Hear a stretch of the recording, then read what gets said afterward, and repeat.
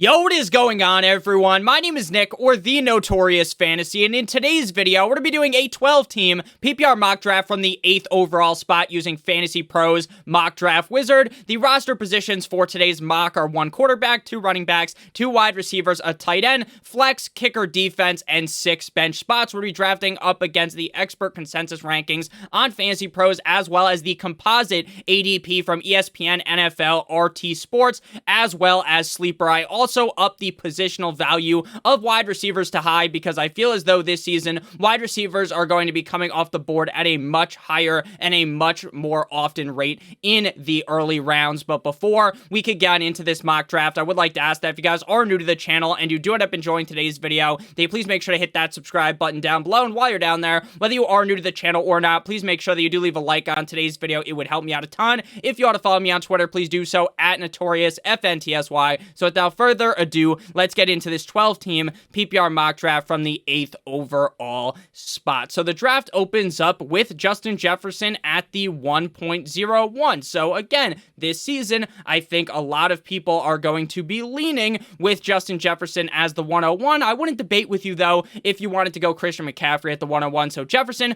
McCaffrey, Jamar Chase, Cooper Kupp, Travis Kelce, Tyreek Hill, and Austin Eckler. Now, I have sung the praises of Travis Kelce. I know there are going to be people that worry about Travis Kelce because he's getting up there in age and they don't want to draft him. They think he is going to fade away into irrelevance this season, or maybe not irrelevance, but he just won't be as good as in years prior. I genuinely believe Travis Kelce is going to be the #1 tight end in fantasy football this year. It is an extremely safe bet. The wide receivers, the other weapons around Travis Kelce are just meh. I think one of them will end up being pretty good, the wide receivers, but we don't even know who that is. We know that Travis Kelce is a dominant tight end in the red zone. He is going to be scoring so many touchdowns. He has the upside to score 3-4 touchdowns in any given game. So I'm a huge fan of Kelce, Tyreek, and Austin Eckler. So nothing all that crazy. I would not take Travis Kelce at the 105. The earliest I'd probably take him in a 12-team league is like the 109. I think in 10-team leagues, the tight ends are a lot more important than in a 12-team league, especially if you're paying top dollar for Kelce like the 1.05. So we are up at the 1.08 here. And to me, the world is really our oyster. Now, we're not going to be able to get any of the top-end wide receivers because Jefferson, Jamar Chase, Cooper Kupp, and Tyreek Hill are all off of the board. Look at running backs. McCaffrey and Eckler are gone. So to me, I'm going to go with my highest-ranked running back. Now, I saw a video on Twitter today of Bijan Robinson making this fantastic catch on Twitter. Now, the guy who was recording the video legitimately ejaculated in his pants like the Lonely Island song, and I jizzed in my pants. If you haven't seen the video, I posted it on Twitter. It was hilarious. Bijan Robinson is going to be seeing so many carries in this Atlanta Falcons offense. They force-fed the ball to Tyler Algier last year. You better believe when they draft Bijan Robinson so high in this year's NFL draft, they are going to give him a ton of usage, and when their quarterback is Desmond fucking Ritter, who we know probably won't be great. Now, maybe he is better than expectations, right? Maybe he's not terrible, but even so, they need someone to rely upon, and they are going to rely on Bijan Robinson very heavily this season. After Bijan, we see Stephon Diggs, Saquon Barkley, Jonathan Taylor, Derrick Henry. The second round opens with Devontae Adams, CeeDee Lamb, A.J. Brown, and Amon-Ra St. Brown. I think if you are in a league with more casual players, Bijan Robinson might end up going in the second round because fantasy players that are new might be scared of drafting a running back that is a rookie in the first round. Right? Because normally these rookie running backs, it takes some time. I get it. But Bijan is legitimately entering the NFL, in my opinion, as one of the best backs in the NFL. Again, he's going to see so much volume. He's a much better pass catcher than people give him credit for. To me, he's worthy of the 108. So wide receiver run at picks 1, 2, 3, and 4 of the second round. So we're back up to bat here. And normally I highly preach the strategy of doing the workhorse running back strategy, the the hero running back strategy, meaning in the first 2 rounds, you are going to draft 1 running back in either the first or the second round, and then after that, you're going to hammer down on the wide receiver position. You might sprinkle in a quarterback or a tight end, and then you start spamming running backs later. But based upon how this draft has gone, I actually want to go with the running back here. I like Garrett Wilson, but at the 2.05, sure, the price is fine for me. I think he could easily end up as a top 5 wide receiver. I would rather just take a running back that I think has the upside to be the number 1 running back. And there are literally 4 running backs available that could do that. Tony Pollard, 9-inch Nicholas Chubb, Ramondre Stevenson, and Josh Jacobs. I have recently increased my ranking of Tony Pollard. I really feel as though on this franchise tag that he's playing on, the team is going to force feed the ball down his throat, just like Mike McCarthy force feeds IHOP and every other fucking fast food down his neck because he's a fat bastard. I fully expect Tony Pollard to have a good year, but I also think Nick Chubb might end up having a better year. This is now an offense that's without Kareem Hunt, and it's very likely that Nick Chubb is going to be catching more passes. I think the Browns offense is going to get significantly better in 2023 compared to 2022. I think Deshaun Watson plays a lot better, and I am a huge fan of Nicholas Chubb. I think he could lead the NFL in rushing attempts and rushing yards, and if that happens, maybe even rushing touchdowns. After 9-inch Nicholas Chubb, we see Garrett Wilson, my boy Jalen waddled away, waddle, till the very next day. Josh Allen, Chris Olave, Tony Pollard, Josh Jacobs, Pat Mahomes. The third opens with Breece Hall, Mark Andrews, Ramondre Stevenson, Jahmyr Gibbs, Devontae Smith, Jalen Hurts, and Aaron Jones. So the Dalvin Cook domino still has yet to fall, right? We have been waiting for what feels like fucking eternity after he got cut by the Minnesota Vikings for him to sign with a team. Now, the Jets appear to have offered him a solid contract. Will he go with the Jets? It seems like he still wants to go to the Dolphins, and he said there was 5 teams that he's still looking at. So it feels like we're going to get like into the middle of August, and Dalvin Cook may have still not even chosen his team. Now, maybe I say that, right? And you're watching the video today, and then Dalvin Cook signs. That would be great. But right now, the fact that the domino hasn't fallen makes me kind of nervous to draft Breece Hall, right? I love Breece Hall. I think if he was the lead back in this offense, he would dominate as the workhorse back. The problem is once you insert Dalvin Cook into there, with the money they're going to have to pay him, they're going to give Dalvin Cook touches, and that's really going to kind of destroy the value Breece Hall has. It'll be interesting to see where he ends up falling in fantasy drafts if that happens. Ramondre Stevenson, same thing. There's the chance that Uncle Lenny, Leonard Fournette, could show up there. There's a chance that even, like I said, Dalvin Cook could show up there. Something very interesting to follow. So we went double running back off the rip. Again, Bijan Robinson and 9-inch Nicholas Chubb. I do not think we need to go triple running back here. Running back off the start. Najee Harris, Joe Mixon, Travis Etienne are the best running backs available. At wide receiver, T. Higgins, Keenan Allen, or DK Metcalf. If Mark Andrews was available, he would be a smash in the 3rd round, but most of the time he doesn't make it past the first couple of picks of the 3rd round. The big 3 quarterbacks are also gone: Josh Allen, Pat Mahomes, and Jalen Hurts, which kind of sucks because I have been someone who has been a lot more confident compared to years past drafting one of those big 3 quarterbacks in the 3rd round. In the 2nd round, too pretty of a penny for me, but in the 3rd round, I'm definitely open to it. Looking at the board here, we're definitely going to go with a wide receiver. T. Higgins, Keenan Allen, Amari Cooper, Calvin Ridley are the best wide receivers, in my opinion, still available. I love T. Higgins. The problem is with Joe Burrow's calf strain, though, is right now T. Higgins is a legitimate threat to get butt-fucked for the first couple of games out of Joe Burrow. Now, I think Joe Burrow is going to be good to go for week number 1, but I'm not a doctor, and I don't want to just say it's a lock that Joe Burrow is good to go week 1, because that doesn't seem like the case, right? It seems like he might miss the first couple of games. That's definitely possible. The realm of possibilities, and that scares me off of T. Higgins.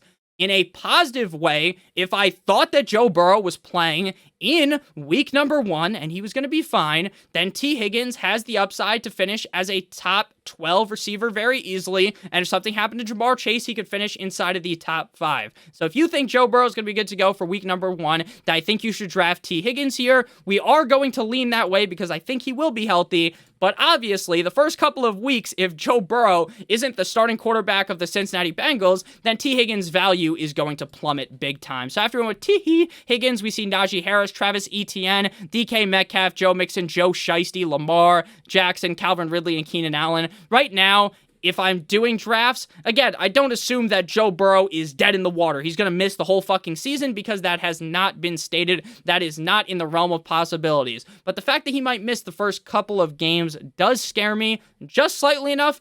I was already drafting Lamar and Justin Fields over him, so I'm certainly not wanting to pay the pretty penny in the 4th round for Joe Burrow just right now. And I wasn't even trying to do that beforehand because, again, I like Lamar and Fields slightly better. If you guys have ended up enjoying the video thus far, make sure you hit that subscribe button as well as hitting that like button down below. It would help me out a ton. So back on the board here, we could go with Justin Fields, but the 4th round is just too high for me. Looking at the wide receivers, Amari Cooper, Chris Godwin, Deebo Samuel. I definitely Drake London, DeAndre Hopkins. I think DeAndre Hopkins will end up being a 4th round pick. I saw a video out of Tennessee Titans camp. Now I know people are going to say, Nick, he's going up against the Titans defense. The Titans defense sucks ass. The corner he was going up against isn't very good. Sure, but DeAndre Hopkins was still moving like 25-year-old DeAndre Hopkins. So I think DeAndre Hopkins does still got it. I think Ryan Tannehill is good enough for Hop to succeed. But we are going to go with Amari Cooper. I have been someone that is banging the table a ton for Cooper, but this does bring a question into things. This throws a wrench into things because we already have 9-inch Nicholas Chubb. While I'm a huge fan of this Cleveland Browns offense, do I really want to link 2 players? Because if Watson really does suck, right? A lot of people think Watson is just finished. If he is finished, then both of my top 4 picks are dead in the water, Luca Brasi style, which would severely hurt me. So we're not going to go with Cooper, even though normally I would. We're going to go with a tight end. We're going to go with TJ Hawkinson. There is something to be said in fantasy football about just feeling super safe about the tight end position, right? Every single week, when you throw TJ Hawkinson in your lineup, you don't have to think about anything, right? When you're playing Gerald Everett, or when you're playing even a David Njoku, a Tyler Higbee, some guys are like more than Gerald Everett, there is some legitimate fear. Your balls are tingling a little when you throw them into your lineup because you know that the downside is legitimately 1 or 2 or 3 fantasy points. Whereas with TJ Hawkinson, you feel he's linked to a pretty solid offense that wants to throw the ball a shit ton. Their defense sucks donkey cock. They're going to have to throw. Hawkinson is a freak athlete. I'm a big fan of Hawkinson, definitely in the 4th round. In the 3rd round, he's a no, but in the 4th round, I'm fine with it. After that, Christian Watson, my guy, Kenneth Walker. The 3rd, Dameon Pierce, Jerry Jeudy, Amari Cooper, Deebo Samuel. Miles Sanders, the 5th, opens with George Kittle, Wiki, DJ Moore, Chris Godwin, DeAndre Swift, J.K. Dobbins, Christian Kirk, and Drizzy Drake London. It came out that Frank Reich, head coach of the Carolina Panthers, has stated that Miles Sanders is going to be a 3-down back in Carolina. Now, Miles Sanders has not really been the workhorse back in a role in Philadelphia, and he's gotten banged up a bunch of times. So, again, if Sanders is the workhorse back in the 4th round, that's a fucking steal. But it's still a guy that I'm a little bit nervous about, if I'm being honest with you. So, we again can get Justin Fields here at the 5th round pick here, pick 56. But the problem is we paid up for tight end, so I don't think we need to, the 1Z positions, I don't think you need to double pay up in a 12-team league, right? We drafted the early tight end. We don't need to go with the early quarterback. So we're going to go with DeAndre Hopkins. Again, I really think this guy still has it.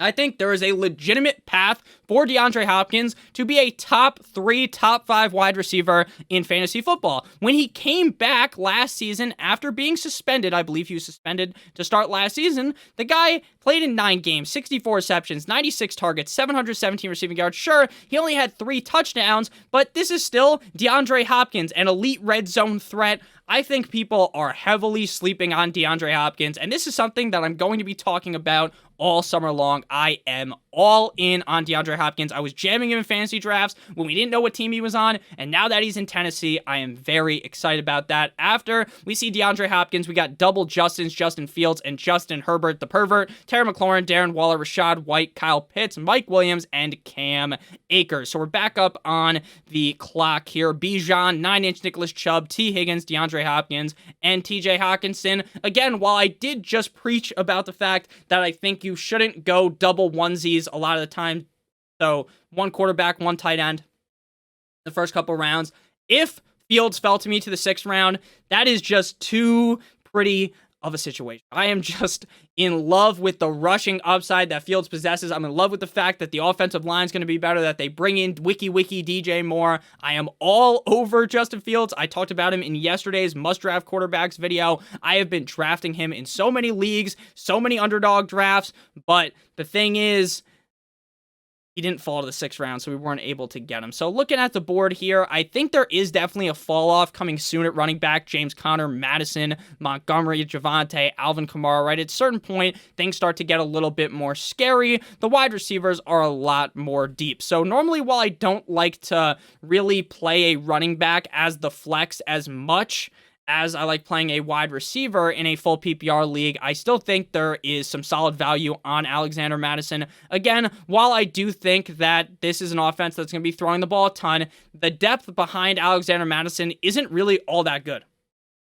I know some people are saying that his efficiency is not going to keep up. Of fucking course it's not. Of course it's not. When you're barely playing, you're going to be an efficient running back. When he gets more carries, the efficiency is going to dip. But at the end of the day, this is a team that's going to be in scoring position a ton. I am fine drafting Alexander Mattison and TJ Hockenson because they weren't these top 3 picks, top 4 round picks, right? I got Hockenson in the 4th round, so technically it was a 4th round pick. But then Mattison in the 6th round, and I think I feel pretty good about that. I think some people are going to steam up Mattison a little too high for my liking, but in the 6th round, I think that is a very fair price to play for a running back that, to me, has proved it at the NFL level. Some people will say, well, he never took over for Dalvin Cook. Well, there was no fucking scenario where the Vikings were going to let him take over for Dalvin Cook, so I don't really take that into account too much. And again, the backs behind Mattison, I don't think are going to really scare you away or really be a huge pester to Alexander Mattison. Now, obviously, there's a chance that they're knocking on the goal line and one of those running backs tags in, scores the touchdown. It's fucking frustrating, but I don't think that's going to happen a bunch like with DeAndre Swift and Jamal Williams last season, where if you had DeAndre Swift, he would make some crazy play. He would put a defender in the fucking spin cycle. He would juke someone out of their shoes, and then he'd fall down on like the 4-yard line, and then Jamal Williams gets 3 carries in a row, 1 yard, or 1.5 yards, 1.5 yards, and bam, he's in the fucking end zone, and it would piss you off. It would be so annoying, and I don't think that's what's going to happen with Mattison. So after Mattison, we got Trevor Lawrence, Dallas Goedert, Michael Pittman, Tua Tagovailoa, Deshaun Watson, Hollywood Brown, Tyler Lockett in my pocket skirt, Mike Evans, Dak Prescott, Deontay Johnson, James Cook, Brandon Ayuk, David Montgomery, and James Conner. I am all in on Tua Tagovailoa this season. I have talked about it a bunch. I talked it in that must-draft quarterback video. But in the 6th round, you are 100% not taking into account the injury history of Tua. When you can get him in the 9th, the 10th round, even the 8th round, there is, to me, the risk is being heavily negated because you're drafting him so late. Now, I get the 6th round isn't an early round pick, right? It's not the top 3, 4 rounds. But when you're taking him around a guy like Watson, like Trevor Lawrence went 2 picks beforehand, right? You don't want to do that because Lawrence is this safe quarterback. He's got Calvin Ridley. He's got Christian Kirk. He has Zay Jones, Evan Ingram, Travis Etienne. He has Tank Bigsby. All these super safe options to throw the ball to. Trevor Lawrence took a humongous leap up last season with Doug Peterson, right? So why the fuck would you draft Tua a couple picks over? I think Tua could outscore Trevor Lawrence, but Trevor Lawrence is the definition of safety. Tua is incredibly risky. Again, I still love drafting Tua. He's going to be the quarterback that I probably draft most on Underdog by the end of the season. But that's because he's going later, and I'm comfortable taking that risk later. Early on in the 6th round, I don't want to be risking it that much. So looking at the board here, if we would have been able to get Montgomery or Connor, I would have considered taking another running back. But again, we have Bijan, we have Nick Chubb. I don't think we need to draft 4 running backs with our first 7 picks. So we are going to be looking at the wide receiver position. I love Daniel Jones. I like Geno. I like Jared Goff, but not in the 7th round.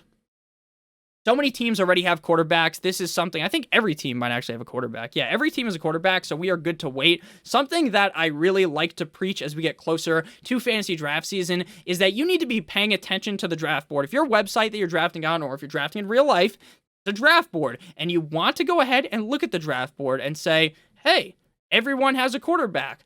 so I should wait. Now, there are going to be leagues where someone in the 9th round pulls the trigger on their second quarterback. But a lot of times, if all the quarterbacks are off the board, you can kind of chill out a little bit, right? 10 teams have a quarterback, 11 teams have a quarterback, you can wait.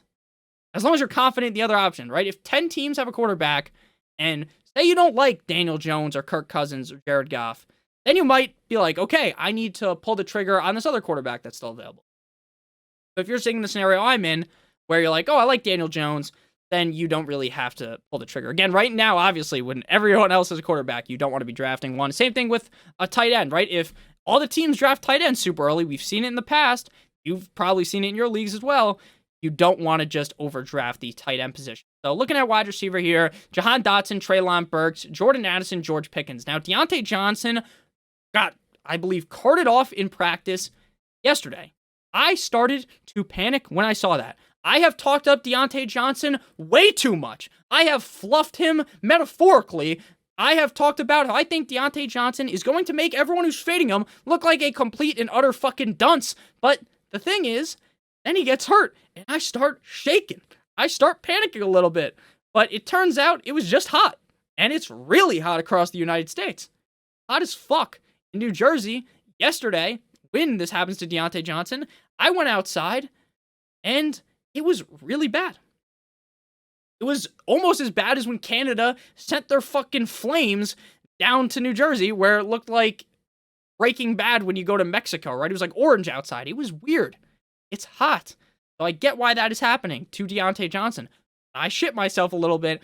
George Pickens is still a no-go. But if something did happen to Deontay Johnson, knock on wood. We are knocking on wood. I don't know if you can hear it because of how I have the mic settings. It tries to block out the external noise in case my neighbor starts yelling or something. But here we go. Again, George Pickens. If something happened to Johnson, knock on wood, we don't refer injury, then George Pickens would be amazing. But with Deontay Johnson in the lineup, I have been spamming Jordan Addison and Dotson in drafts, so this time we are going to go a little bit off schedule. I don't think that Jackson Smith-Njigba would fall back to us. We're going to take the shot that JSN in his rookie year really elevates himself. The Seahawks start to throw the ball at a higher clip, and then JSN could have these super big games deeper on into the season. If I wasn't confident in T. Higgins and DeAndre Hopkins, I probably would go with a safer option, but we're going to go with JSN here. Again, he might have been available when we got to pick again at the 8.05, but again, you never know, so we want to go with the upside pick again. The number 1 rated wide receiver entering the 2023 NFL Draft, and he lands in a great spot. After JSN, George Pickens, Dalvin Cook, Alvin Kamara, Brandon Cooks, 49ers defense, Isaiah Pacheco, Kadarius Toney, and Jahan Dotson. You have to legitimately you have to turn your brain off and not even have a single thought enter your brain. If you are going to draft Kadarius Toney in the 8th round, Kadarius Toney is hurt. He just had fucking surgery, and he might not even play week 1. I was already panicking about the fact that this guy gets hurt fucking lacing his cleats up, and he's already hurt. It's July, and he is hurt. If you draft him in the 8th round, you are, as my father would say, cruising for a bruising. You are literally just asking to get bent over the table and fucked deeply into the night by Kadarius Toney. So don't draft him. Do not draft him. We're not going to be able to get Dotson because he goes right before us. Burks, kind of interesting. Now, we do already have Hopkins. He was really interesting without Hopkins. I think maybe this Titans offense is going to surprise, but I'm still kind of out on Burks if I'm being honest with you. If he felt like the 10th, 11th round, yes. 8th round, no. But I did see some clips today where he was looking better than he did last season. Looking at tight ends, Ingram and Freiermuth available. If we didn't have Hawkinson, they definitely would be in consideration here. We're going to go wide receiver. I think Cortland Sutton is really starting to turn heads for some. Some are talking themselves into Sutton because of the Sean Payton offense. Sean Payton shit down the throat of Nathaniel Hackett, saying that Nathaniel Hackett is like the worst coach he's ever seen, the worst coach ever. And then Robert Saleh starts chirping back at him. Let's be honest, anyone with eyes knows that Nathaniel Hackett is an idiot. Nathaniel Hackett's fans, the fans of the Broncos, had to do the countdown of the play clock. 10, 9, 8, 7, so that the fucking Russell Wilson could get the play in time. They had to count it down. They had some of the most, maybe even the most amount of play clock violations, or whatever the fuck that fucking penalty is called in the NFL, where you run out of time. The Dolphins did it against the Bills, which made me want to jump off my roof. And the Broncos did it a ton. They didn't call timeouts in the first game against Seattle. Once that all went wrong against Seattle, you knew it was over for the Broncos. You just knew it was. You just knew when Geno Smith fucking looked like prime, looked like something you've never seen before. Out of Geno Smith. Geno Smith came out looking different. It was crazy. And then, like, Hackett doesn't know how to call a timeout. I don't know. I'm sorry about, like, deviating off of the plan, but if you watch my videos a ton, you already know I'm going to just start talking about some random things football-related. So, Jordan Addison, I want a bad bitch. Jordan Addison Ray. Speedster off the field. Speedster on the field.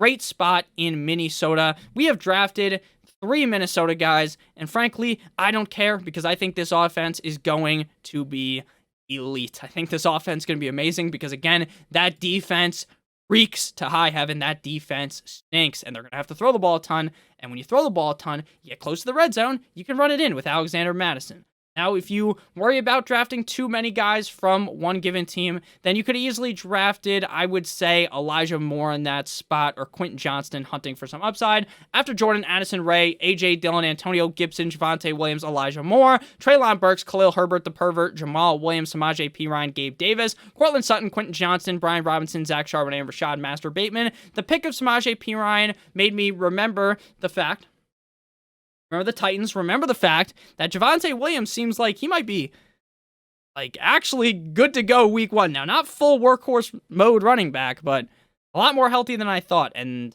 maybe he's rushing himself back, and that's not going to be a positive. Like, he just fucking forces himself in there and he gets hurt. But it's definitely positive in my mind thinking about it. I feel a lot more confident. The 9th round, dude, the running backs are just dead in the 9th round, right? If we didn't have Chubb, Robinson, and Mattison, I'd be shaking in my boots right now, but we do. So we don't have to panic. We don't have to draft Jerick McKinnon in the 9th round. For some reason, we are perfectly fine drafting the other position. So we are going to go. Normally, we would just wait on a quarterback, right? Because everyone else has a quarterback. But I'm going to be honest with you.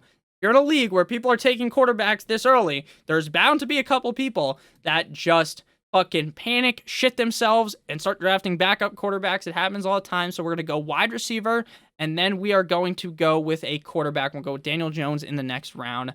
So Juju, Michael Thomas, Jacoby Myers, Zay Flowers, Nico Collins. I'm going to go with Zay Flowers. Again, I feel so confident in my wide receiver core. I am just taking some upside shots. I think Zay Flower could be the #1 receiver in Baltimore. Rashad Bateman still dealing with some injury stuff on the pup right now. Zay Flowers looked good out of college. Todd Monken, like it probably says right here, a more pass-heavy attack. It doesn't actually say that. New look passing attack, right? A more pass-heavy attack for the Ravens. I'm interested in Zay Flowers. I'm interested in drafting a lot of rookie wide receivers. We've already drafted 2, though, so if we didn't draft 2 rookie wide receivers already, I probably would draft Flowers, but I think we're going to go with another risk. Another guy that could fucking explode our roster, take our roster straight to Valhalla, but we are going to go with Michael Thomas. I know, ew, why are you drafting Michael Thomas, Nick? Michael Thomas, another one of those guys that gets hurt, lacing up his cleats, he stubs his toe, and he's out for the season. I get it. But there's a legitimate possibility that Michael Thomas just plays the whole season with Derek Carr. Slant man gets force-fed the ball 1,000,000 times, and he just has a zillion targets, gets 1,000 receiving yards. Where just a couple years ago, Michael Thomas was like one of the top-end picks in fantasy drafts. And I get why people are nervous to draft him. But in the 9th round, again, this is what we talk about with Tua. The later you get in drafts, the more risk you can take. When you're in the 9th round, you don't have to be super safe. You can say, fuck it, I want Michael Thomas. And if Michael Thomas sucks, 3 weeks in, he's in the hospital, you know what you do? You cut him. Say bye-bye, pal.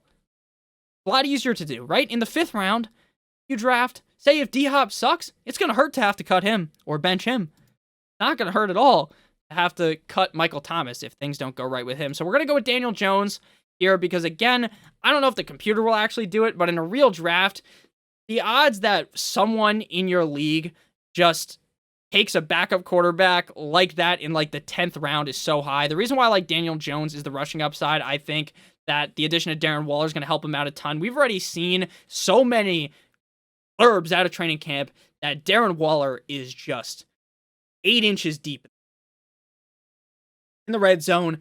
This guy is dominant like Shaq in the paint. He is just catching all these touchdowns. The defenses can't stop him. Now, I don't think the Giants have the best defense in the National Football League, but their defense isn't garbage, right? Darren Waller, we know how good Darren Waller is. The problem is with him, the injuries. So after Daniel Jones, Nico Collins, Elijah Mitchell defenses. Look, if you take a defense until the last 2 rounds, you are just hurting your team. Now, I get it. On paper, the Philadelphia Eagles defense is awesome.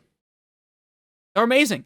But the thing is, the Eagles have to play tough teams. The Eagles are going to run into great offenses. So what you want to do is draft a defense that is playing a not-so-hot opponent week 1, and then after that, you just keep streaming defenses, turning new defenses in and out of your lineup. So after the Eagles, Sky with 2 Ys more, a guy that I really like, we're going to be talking about soon in a video. Jerick McKinnon, Devin 2 Chains, Buffalo Bills, Lazard, Darnell, here comes the Mooney, Rondell Moore, KJ Osborne, Adam Thielen, DJ Chark, baby Chark, and Romeo Dubes.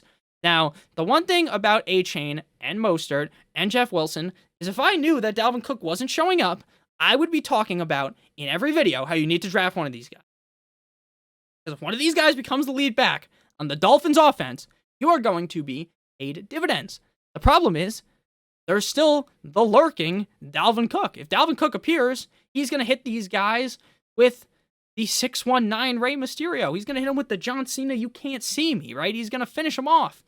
Pause. You get what I mean. He's going to screw them all over. So hopefully that doesn't happen. But Dalvin Cook's bound to sign somewhere. He's going to sign somewhere. He's not just going to be floating off into the distance. Fairy dust. So we need another running back. We're not handcuffing Bijan Robinson. Just talked about Mostert. I'm going to go Kendre Miller. Again, it's going to tell me that I reached, but I don't think Kendre Miller's a reach at the 11th round. I think Kendre Miller could be the starter for the first couple of games when Kamara's suspended. But let's be honest. We are now in the end of July. Kamara, still not suspended. He's going to get suspended, in my opinion, but he's still not suspended, which is making me worry a little. Look, I think Devin Singletary is a fine back if something happened to Dameon Pierce. But if Dameon Pierce is healthy, Devin Singletary is not going to be any concern. Devin Singletary was given all the opportunity. He was given a Santa's sack level of opportunity, which is large, right? We all know Santa's got a large sack, and why is that? Because he only comes once a year. That's a dad joke for you, but yeah, he was given all the opportunity in Buffalo. Dead. Terrible. Flopping like a fish. So, in Houston, he's not a great pass catcher. Like, unless something happens to Pierce, he's just a terrible pick. Jalen Warren, Tyler, yeah, Boyd, Tyler Algier, Jeff Wilson, Michael Gallup, Evan Ingram, David Njoku, and Devin Singletary. So we'll go with another running back here. We don't need another quarterback. We don't need another tight end. If you wanted another quarterback, you draft Daniel Jones. You want another guy, go right ahead. I'm just fine sticking with one. And then if something happens to Jones, or if I'm just wrong, right, that Brian Daboll shit was a fugazi, it was a fluke, then you can just cut it. So we're going to go with another running back. We just talked about Mostert, but we're going to go with Tank Bigsby. I have been someone that has been pretty out on ETN. Now, I don't think ETN's like a clear bust. Like, if you draft him, I don't think he's going to be just a flame out, right, where you draft him, say, running back 12. Sometimes he's like running back 12, 13, 14, 15 off the board. So say you draft him running back 12. I don't think he's going to finish as like running back 30, right, and be a bust. I think based upon what we saw out of Tank Bigsby in college in Auburn, he's playing behind this offensive line that is legitimately dog shit, and he's running very efficiently. I think there's a chance that in Jacksonville, a good offense, Tank Bigsby might be able to take away more of a role from ETN than we think. ETN, not a great pass catcher. He was touted out of college. Oogle-ogling. People are fucking sucking this guy schlong about the pass catching, and he just can't do it in the NFL. He's just not that great at it. He can do it, but he's not as great as people giving him the credit for. So we're back again. If you want a quarterback, go right ahead. And I think we might honestly do that. Normally we don't draft 2 quarterbacks, but this way we can play the matchups. I don't remember who Daniel Jones is playing week 1, but you can kind of rotate in and out. We're going to go with Geno Smith. Actually, we're going to Anthony Richardson. They have 2 different buys. Make sure you do that after drafting 2 quarterbacks or 2 tight ends, 2 different buys. Richardson seems like he's going to be the guy in Indy. His rushing upside's insane. And in fantasy, rushing means so much. Like, Anthony Richardson could literally be the quarterback 3 in fantasy. He could pass Mahomes in fantasy. Mahomes is the best quarterback in the NFL, but in fantasy, rushing is just so important. Richardson, elite rusher, and dude, he was carving up the defense. Like the Thanksgiving turkey, like O.J. Simpson style, just absolutely eviscerated the defense. Again, the Colts don't have the best defense either, but it was looking good. Those clips I was seeing, getting blood flowing downstairs. After Richardson, Tyler Higbee, Ezekiel Elliott, Mingo, Clyde Edwards-Helaire, Zach Ertz, Justin Tucker, the fucker, the Jets, and the Dallas Cowboys. So we are going to go kicker here. We're going to go with Bass, best kicker available. My favorite kicker, though, is my old bitch Lame, but my young Ho Koo. We're going to name off the notable actual players, not the kickers' defenses. We don't need to recap them. We've already been going 30-plus minutes to hear all that. So Kareem Hunt and Zay Jones, and we are up here to pick.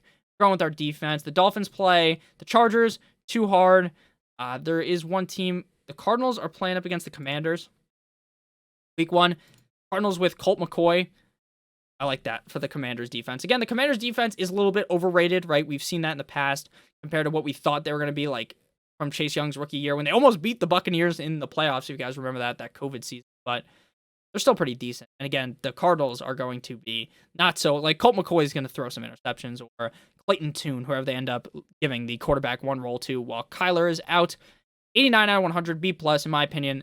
110 out of 100. It was amazing. Daniel Jones, Bijan Robinson, 9-inch Nicholas Chubb, T. Higgins, DeAndre Hopkins, TJ Hawkinson, Alexander Mattison, Washington Commanders, left hand up. Who are we? The Commanders. Bass, Jackson Smith and the Jigba, Jordan Addison, Ray, Michael Thomas, Kendre Miller, Tank Bigsby, and Anthony Richardson. So thank you guys all so much for watching. If you did end up enjoying, make sure you hit that subscribe button. Make sure you hit that like button down below. It helps me out a ton. I love you guys all so much. I'm going to be back tomorrow with another video. And once it hits August, I'm going to be on vacation early on.